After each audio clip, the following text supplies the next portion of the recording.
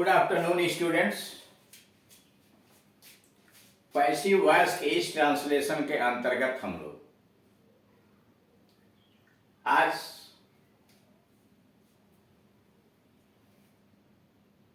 Will have to और शैल have to के बाद मुख्य क्रिया का जो फर्स्ट फॉर्म प्रयोग किया जाता है, यानी दूसरे शब्दों में यह कहिए कि ऐसे वाक्य जिनके द्वारा यह पता चलता है कि आने वाले समय में भविष्य में कोई कार्य मजबूरी बस करना पड़ेगा, लाचारी बस करना पड़ेगा, ऐसे वाक्यों का ट्रांसलेशन कैसे बनाया जाता है।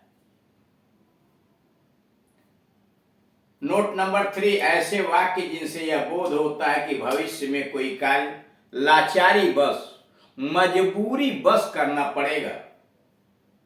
जैसे लड़के को पढ़ाया जाना पड़ेगा, या लड़कों को पढ़ाया जाना पड़ेगा, या लड़के को पढ़ाया जाना होगा, या लड़कों को पढ़ाया जाना होगा। पड़ेगा या होगा, फ्यूचर टेंस में। पड़ेगा मतलब फ्यूचर टेंस में, होगा मतलब future tense. A boy will have to be taught, या the boy will have to be taught. इसमें आप जानते हैं कि आई और वी दो सब्जेक्ट जब होते हैं तो शैल हैव लगता है, और बाकी जितने भी सब्जेक्ट आते हैं सबके साथ विल है। तो चाहे एक लड़का हो चाहे कई लड़के हो, वह विल हैव ही लगेगा। लेकिन वी हो कि हमें पढ़ाया जाना पड़ेगा, हमें उनके द्वारा पढ़ाया जाना पड़ेगा, तो we shall have to be taught by him, we shall have to be taught by him. तो यहाँ a boy will have to be taught, या the boys will have to be taught. दूसरा, स्काई को समाप्त किया जाना पड़ेगा, या स्काई को समाप्त किया जाना होगा, है ना। स्काई को समाप्त किया जाना पड़ेगा, या स्काई को समाप्त किया जाना होगा। दिस वर्क, यह कार्य, will have to be finished, this work will have to be finished. तीसरा, तुम्हारे द्वारा कमरे की सफेदी कराई जानी पड़ेगी, तुम्हारे द्वारा कमरे की सफेदी कराई जानी पड़ेगी।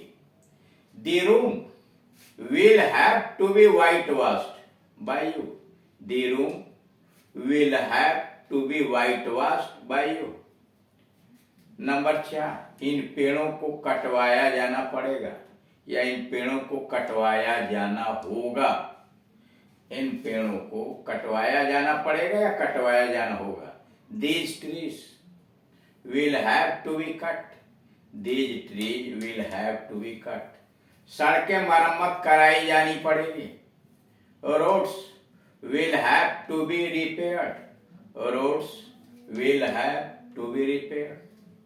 अब आइए रूल नंबर 7, जिन वाक्यों की एक्टिव वॉइस में can, could, may, might, should, would, must, ought to के बाद मुख्य क्रिया की फर्स्ट फॉर्म आती है, यानी ऐसे वाक्य हैं जिसमें can, could, may, might, must, would, should, ought to के बाद क्रिया की फर्स्ट फॉर्म होती है, उनके पैसिव वॉइस बनाने में बी बढ़ा दिया जाता है। यानी कैन का कैन भी, मे का मे भी, शुड का शुड भी, मस्ट का मस्ट भी, वही लिखा हुआ है। यानी कैन भी, कुड भी, मे भी, माइट भी, मस्ट, शुड भी, वुड भी और मस्ट भी या आट टू भी लगाकर मुख्य क्रिया का थर्ड फॉर्म प्रयोग करते हैं, यानी मुख्य क्रिया का थर्ड फॉर्म प्रयोग किया जाता है।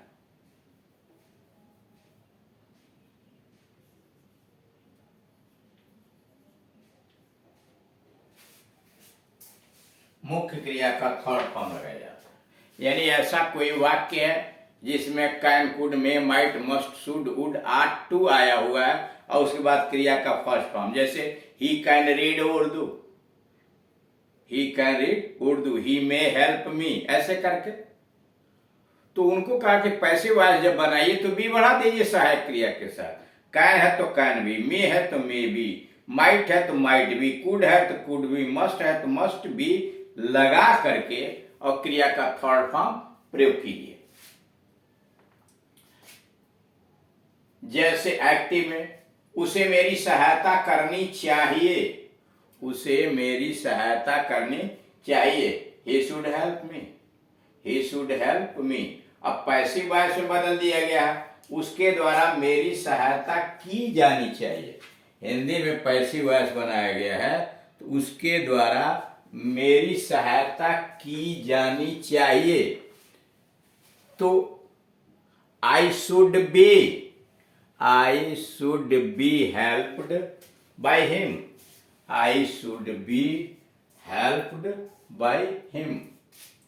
आइए नोट नंबर 1, इसी से संबंधित नोट नंबर 1, ऐसे वाक्य जिनसे यह बोध होता है कि वर्तमान या भविष्य में कोई कार्य करने की शक्ति, क्षमता या संभावना है। कर ऐसे वाक्य, अब इसमें अलग अलग बताया जा रहा है, कैन का अलग, मे का अलग, कुड का, शुड का, वुड का, ऐसे वाक्य जिनसे यह बोध होता है कि वर्तमान या भविष्य में कोई कार्य करने की शक्ति, क्षमता या संभावना है। जैसे लड़का पढ़ाया जा सकता है, the boy can be taught, शक्ति क्षमता है, the boy can be taught. सड़कें मरम्मत कराई जा सकती हैं, roads can be repaired, roads can be repaired या roads may be repaired, roads may be repaired, roads can be repaired या roads may be repaired.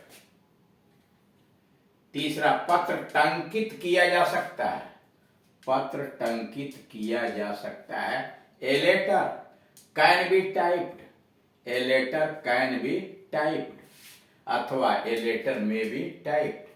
A letter can be typed या a letter may be typed. चौथा, इस समस्या का समाधान नहीं किया जा सकता है, इस समस्या का समाधान नहीं किया जा सकता है। This problem can not be solve, this problem can not be solve. इस समस्या का समाधान नहीं किया जा सकता है, this problem can not be solve. क्या तुम्हारे द्वारा यह प्रश्न हल किया जा सकता है? कैन दिस क्वेश्चन, प्रश्न है ना, तो सबसे पहले कैन को या मे को बाहर कर दिया। Can this question be solved by you, can this question be solved by you.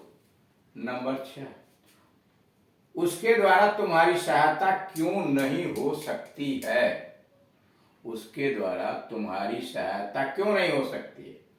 Why can you not be helped by him, why can you not be helped by him अथवा why may you not be helped by him, why may you not be helped by him, तुम्हारी उसके द्वारा सहायता क्यों नहीं हो सकती है।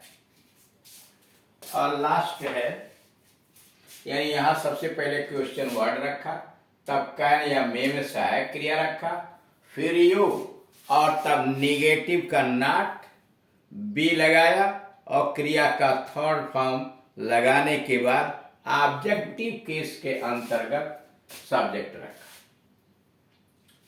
किसके द्वारा यह कार्य पूरा किया जा सकता है, किसके द्वारा यह कार्य पूरा किया जा सकता है। बाय होम, किसके द्वारा। This work be completed, by home can this work be completed, किसके द्वारा यह कार्य पूरा किया जा सकता है। By home can this work be completed. अब इसमें देख रहे हैं बाय होम हो गया क्वेश्चन, कैन हो गया सहायक क्रिया, दिस हो गया ऑब्जेक्ट जो सब्जेक्ट के स्थान पर आया है, फिर बी लगाया और क्रिया का थर्ड फॉर्म, लास्ट में क्वेश्चन मार्क। अब ये बनेगा कैसे, उसके लिए फार्मूला दिया हुआ है, रूल्स नंबर 1। इसमें दो चीजें हैं, अफर्मेटिव और नेगेटिव भी है, इसलिए नॉट को कोष्टक में डाला गया है। मान लीजिए अफर्मेटिव में वाक्य तो कैसे बनाएंगे, सबसे पहले ऑब्जेक्ट रखेंगे, लेकिन ऑब्जेक्ट का जो रूप होगा वो सब्जेक्टिव फॉर्म होगा। ये बहुत पहले से जान चुके हैं आप कि जब भी ऑब्जेक्ट को सब्जेक्ट के स्थान पर प्रयोग करेंगे तो उसका केस सब्जेक्टिव फॉर्म में होगा। उसके बाद कैन या में लगाइए और फिर क्रिया का थर्ड फॉर्म बाई लगा के सब्जेक्ट लिखिए। लेकिन यहाँ जो सब्जेक्ट आप लिखेंगे उसका केस जो होगा कर्म कारक में होगा, ऑब्जेक्टिव केस में होगा। फिर सुन लीजिए कि अगर सेंटेंस असर्टिव का अफर्मेटिव है तो ऑब्जेक्ट, फिर कैन और में कोई एक, फिर क्रिया का थर्ड फॉर्म बाई लगा के सब्जेक्ट जो ऑब्जेक्टिव केस में होगा, और अन्य कोई शब्द है तो उनकी अंग्रेजी उसके बाद लिखिए। लेकिन सेंटेंस अगर निगेटिव है तो ऑब्जेक्ट लिखिए, कैन एवं में लिखिए, और फिर नॉट में लिखिए, कैन नॉट बी या मे नॉट बी प्लस क्रिया का थर्ड फॉर्म, बाकी चीजें पहले की तरह हो जाए। सेंटेंस अगर इंट्रोगेटिव है और क्या से शुरू है यानी सहायक क्रिया से शुरू है तो कैन या में कोई एक सहायक क्रिया, फिर ऑब्जेक्ट रखिए, ऑब्जेक्ट का जो केस होगा वह सब्जेक्टिव फॉर्म में होगा। और अगर सेंटेंस अफर्मेटिव है तो सीधे बी लगाइए, क्रिया का थर्ड फॉर्म बाई लगा के सब्जेक्ट, अदर वर्ड्स यानी अन्य शब्द हैं तो उनकी अंग्रेजी लिखिए, लास्ट में क्वेश्चन मार्क। लेकिन अगर सेंटेंस क्या से शुरू है और नेगेटिव भी है, इंट्रोगेटिव नेगेटिव है, तो ऐसे बनाएंगे, कैन प्लस ऑब्जेक्ट या में प्लस ऑब्जेक्ट प्लस नॉट, जो कोष्टक में नेगेटिव है तो नॉट को छोड़ देंगे, नॉट बी क्रिया का थर्ड फॉर्म, नॉट बी क्रिया का third form, by plus subject plus other word, subject objective case में होगा।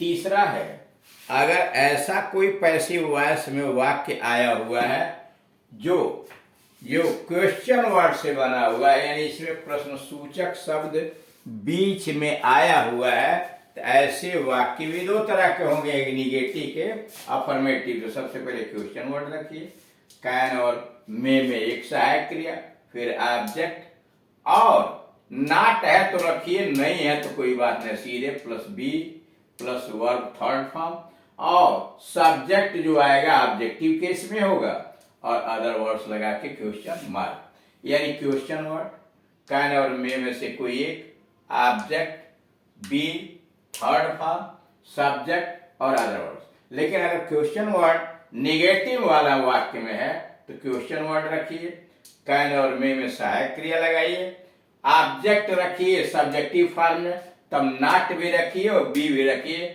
और तब क्रिया का थर्ड फॉर्म प्लस सब्जेक्ट और अदर वर्ड्स। तो इस प्रकार से आप देख रहे हैं कि मॉडल ऑक्सिलरी वर्ब के द्वारा अगर दिया गया पैसिव है तो किस प्रकार से कैन कुड में माइट इत्यादि का बारी बारी से हम हल कर सकते हैं, यानी पैसिव वॉइस का ट्रांसलेशन बना सकते हैं। Thank you.